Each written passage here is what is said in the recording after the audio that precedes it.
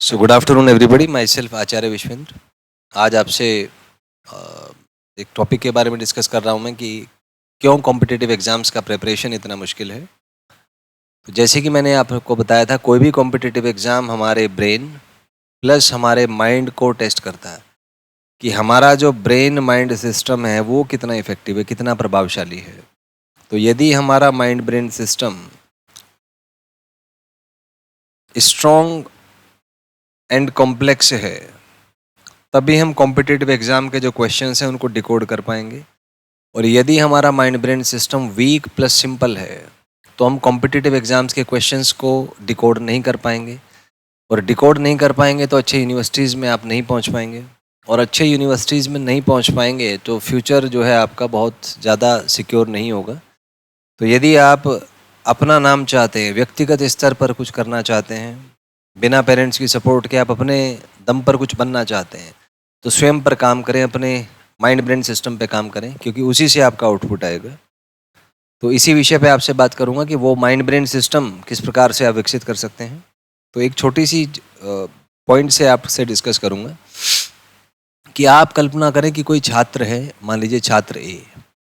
ये छात्र एग्जाम में टॉपर है, मान लीजिए फर्स्ट रैंक इसका है किसी एग्जाम में। और कोई दूसरा छात्र है, मान लीजिए छात्र बी, ये उसी एग्जाम में ये फेल हो जाता है उसी क्लास में। तो मान लीजिए क्लास में 100 स्टूडेंट थे, उसमें एक स्टूडेंट फर्स्ट रैंक लेके आता है, दूसरा फेल हो जाता है।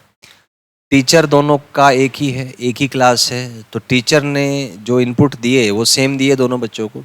तो आउटपुट डिफरेंट क्यों है? क्योंकि उस इनपुट को बच्चों ने कैसे यूज़ किया, उसको कैसे प्रोसेस किया, आउटपुट उस बेसिस पे डिसाइड होती है। तो आउटपुट क्योंकि डिफरेंट है, तो इसका मतलब प्रोसेसिंग में कुछ ना कुछ अंतर हुआ होगा। तो हम कह सकते हैं कि दो व्यक्तियों का जो आउटपुट है वो डिफरेंट होता है, क्योंकि उनके अंदर एक सिस्टम काम कर रहा है जिसे हम इंफॉर्मेशन प्रोसेसिंग सिस्टम कहते हैं। और ये जो इंफॉर्मेशन प्रोसेसिंग सिस्टम है, यही आपका मूल कारण है कि क्यों चीज़ें डिफरेंट होती हैं, क्यों दो बच्चे डिफरेंट रिजल्ट्स अचीव करते हैं। तो इस इंफॉर्मेशन प्रोसेसिंग सिस्टम पे आपसे बात करूंगा कि कैसे किसी बच्चे का इंफॉर्मेशन प्रोसेसिंग सिस्टम डेवलप किया जा सकता है, उसको बेहतर बनाया जा सकता है। तो इसके लिए एक टेस्टिंग मैकेनिज्म मैं प्रपोज करूंगा। तो अगर आप स्टूडेंट हैं और चाहते हैं कि आपका माइंड ब्रेन सिस्टम स्ट्रांग और कॉम्प्लेक्स बने, तो उसके लिए आप एक काम करें। सर, सबसे पहले तो जब आप पढ़ते हैं तो मेक श्योर करें कि आप प्रेजेंट में फोकस्ड रहें, क्योंकि जब आप प्रेजेंट में फोकस रहते हैं तो आप एक्चुअली में पढ़ते हैं, केवल पढ़ने का विचार नहीं करते। और जब तक हम फोकस्ड नहीं हैं, पढ़ने बैठे हैं, मन कहीं और है, किसी और दुनिया में है, तो उस स्थिति में आप पढ़ नहीं पा रहे इफेक्टिवली। क्योंकि पढ़ने का मतलब है कि जो इन्फॉर्मेशन बुक में लिखी है उसको अपने ब्रेन तक और ब्रेन से अपने माइंड तक ट्रांसफ़र करना। तो वास्तविकता में तब होती है पढ़ाई जब ये एक्चुअल इन्फॉर्मेशन आपके ब्रेन में और ब्रेन से आपके माइंड में ट्रांसफ़र हो। लेकिन यदि आप विचार कर रहे हैं तो विचार काल्पनिक होते हैं, झूठ होते हैं, उनमें कोई सत्य नहीं, कोई तत्व नहीं, उनके अंदर न्यूरल पैटर्न्स नहीं बनते। केवल ब्रेन का जो फ्रंटल पार्ट है, विचार करते समय केवल ये एक्टिव होता है। और विचारों में हमें ये समझ नहीं आता कि ये सत्य है कि कल्पना है, सच या झूठ का भी हम फैसला नहीं कर सकते। तो विचार की स्थिति बहुत अधिक महत्वपूर्ण नहीं है। विचार मानसिक उत्कृष्टता का प्रारंभिक बिंदु है। जब आपका ध्यान किसी विषय पर केंद्रित होता है तो विचार आएंगे आपको, और वह विचार प्रारंभिक बिंदु है। परंतु उन विचारों का प्रयोग करके हम कैसे अपने अंदर जो घटनाएं घट रही हैं उसका प्रयोग करके कैसे सफलता जीवन में प्राप्त कर पाए, यही जीवन का मूल रहस्य है। तो आप जब पढ़ें, पहला स्टेप है कि इस मन मस्तिष्क दशा के साथ पढ़ें कि जो भी जानकारी आप पढ़ रहे हैं, क्या उसको आप अपने ब्रेन तक पहुंचाने में सक्षम हैं, और ब्रेन के बाद क्या माइंड तक पहुंचाने में सक्षम हैं। क्योंकि ये कोई कैसे मान लेगा कि आपने पढ़ाई की है। तो सामान्यतः कोई बच्चा पढ़ रहा है तो उसको अगर चेक करना है आपको कि वो पढ़ रहा है कि नहीं, तो हम उससे पूछते हैं कि बताओ बेटा क्या पढ़ा है। और जो वो बता पाता है वही जानकारी उसके मन मस्तिष्क तंत्र में स्टोर हुई है, जिसको वो रिटेन करने में सक्षम है। और उसी के अनुसार आप जीवन में आपका आउटपुट आएगा। क्योंकि जीवन में रिसोर्सेज कम है, लोग बहुत ज़्यादा हैं, तो वही व्यक्ति रिसोर्सेज को एक्सेस करने में सक्षम है जो शार्प है, दूसरों से बेहतर है। क्योंकि जो शार्प नहीं है उसको लोग कहानी सुना जाएंगे, उसके मन को विचलित कर जाएंगे, उसको कभी भी सफल होने नहीं देंगे। तो ऐसा ही है, जीवन अपने आप में एक प्रतिस्पर्धा है। यदि आप सर्वाइव करना चाहते हैं तो उसके लिए you have to prove yourself कि आप दूसरों से बेहतर हैं। और वो एकमात्र कारण दूसरों से बेहतर का आपका मन मस्तिष्क तंत्र है। जितना मन मस्तिष्क तंत्र आपका मजबूत होगा, मौलिक होगा, कॉम्प्लेक्स और आप कह सकते हैं कि टफ होगा, उतना ज़्यादा आपकी परफॉर्मेंस आएगी, उतना ज़्यादा अच्छा रिजल्ट आप अचीव कर पाएंगे। तो एक तो ये है कि प्रेजेंट में फोकस रहना सीखें, फोकस्ड रहें। और जब आप प्रेजेंट में फोकस रहते हैं तो आपने देखा होगा विचार वगैरह आपको परेशान नहीं कर पाते। समस्या विचारों से नहीं है, समस्या विचारों पर प्रतिक्रिया करने से है। तो आप एक ऐसा सिस्टम अपने अंदर डेवलप करें कि आप ज़्यादातर समय वर्तमान पर ही केंद्रित रहें, उसी पर केंद्रित रह के अपना कार्य करें। क्योंकि यदि आप वर्तमान पर केंद्रित नहीं हैं, आपको विचार आएंगे, और विचार आएंगे तो आपको खुद पता नहीं होगा कि आप कर क्या रहे हैं। आप कहेंगे कुछ, सोचेंगे कुछ, करेंगे कुछ। तो things are not synchronized within you, and if things are not synchronized it's never going to yield a good result. तो पहले तो अपने भीतर जो प्रक्रियाएं घटित हो रही हैं, जानकारी, प्रक्रिया तथा ऊर्जा, इन तीनों का जो संयोजन है उसको सिंक्रोनाइज करें, और तब जाके आपकी आउटपुट आएगी।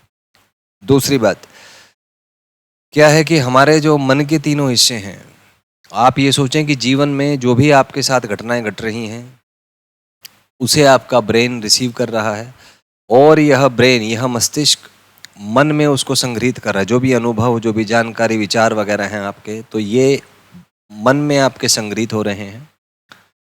जब भी आप कोई सवाल हल करते हैं, जैसे मान लीजिए मैं पूछूं आपसे कि बताइए फोर्स जो है वो t² आपको दिया हुआ है, तो मास है 2 kg, तो बताइए इसका एक्सेलेरेशन कितना है। तो ये सवाल आप तब हल कर पाएंगे जब आपको फोर्स का फॉर्मूला F बराबर ma आप अपने मेमोरी से प्राप्त कर पाएंगे, अपने मन से प्राप्त कर पाएंगे। तो F बराबर ma है, F है आपका t², तो t² is equal to 2a, तो यहाँ से एक्सेलेरेशन आपका t²/2 आ जाएगा। तो ये क्वेश्चन को सॉल्व करने के लिए मेरे को 5 स्टेप लगे, और इन 5 स्टेप्स में मैंने इन्फॉर्मेशन, प्रोसेस और एनर्जी के एक सर्टेन कॉम्बिनेशन को यूज़ किया। तो क्योंकि मैंने सिस्टम से काम किया हुआ है, मैंने जेईई क्वालिफाई किया है, तो मेरे अंदर वो पैटर्न्स बने हुए हैं, और उन पैटर्न्स को यूज़ करके मैं आउटपुट निकालने में सक्षम हूँ। लेकिन आप खुद सोचिए, यदि आप ये क्वेश्चन कर पा रहे हैं तो आपको 3 चीज़ों की आवश्यकता पड़ेगी। पहली है इन्फॉर्मेशन, दूसरा है प्रोसेस, और तीसरा है एनर्जी। एनर्जी से 3 टाइप के होते हैं, नेगेटिव, पॉजिटिव और न्यूट्रल। और सामान्यतः एनर्जी नेगेटिव होती है एक व्यक्ति के अंदर। तो नेगेटिव एनर्जी मतलब वो एकदम से सवाल देखते ही भयभीत हो जाएगा, बेचैन हो जाएगा, एंशियस हो जाएगा, डिप्रेस हो जाएगा। तो उसका ब्रेन ठीक से काम नहीं कर पाएगा, और ठीक से काम नहीं कर पाएगा तो आउटपुट प्राप्त नहीं कर पाएगा। तो एनर्जी के लेवल पे सोचना स्टार्ट करें। अपने अंदर जो एनर्जी है, उस एनर्जी से मतलब है मेरा वाइब्रेशंस जो आपके हैं, जब तक वो वाइब्रेशंस पॉजिटिव लेवल पे नहीं होंगे तब तक आप ब्रेन को इंस्ट्रक्ट नहीं कर पाएंगे। तो इन्फॉर्मेशन आपको याद ही नहीं आ पाएगी कि कौन सी इन्फॉर्मेशन आपको एक्सेस करनी है, कौन सा प्रोसेस आपको एग्जीक्यूट करना है। तो सारा खेल मन की इन प्रक्रियाओं का है, कॉग्निटिव प्रोसेसेस इसको कहा जाता है इंग्लिश में। So what you achieve in life is due to the cognitive processes, and you just need to align the 3 things: information, process and energy. And energy means vibrations and frequency. So in a way you have to modulate the frequency of your brain waves so as to lie above a certain threshold, और वहीं से आपकी output आनी start होगी। मैं बहुत जल्दी start करूंगा फ्रीक्वेंसी ट्रेनिंग प्रोग्राम्स, जिससे आप अपने माइंड ब्रेन सिस्टम के फ्रीक्वेंसीज को चेंज कर पाएँ और जीवन में बेहतर परिणाम प्राप्त कर पाएँ। तो इस वीडियो को बनाने का मेरा उद्देश्य यही था कि आप कुछ परिणाम अच्छे प्राप्त कर पाएँ, अपने वाइब्रेशंस को आप बढ़ाएं, और उन वाइब्रेशंस के आधार पर आप जीवन में प्रगति कर पाएँ, और यदि एक छात्र हैं तो एकेडमिक लाइफ में, अपने एग्ज़ाम में आप अच्छा परफॉर्मेंस दे पाएँ। तो इसी के रिगार्डिंग आपसे बात की थी। इसके रिगार्डिंग कोई भी क्वेरी आपको और हो तो आप मेरे यूट्यूब चैनल पे सब्सक्राइब, उसमें कमेंट्स कर सकते हैं और अपने डाउट्स पूछ सकते हैं। Thank you, have a nice day.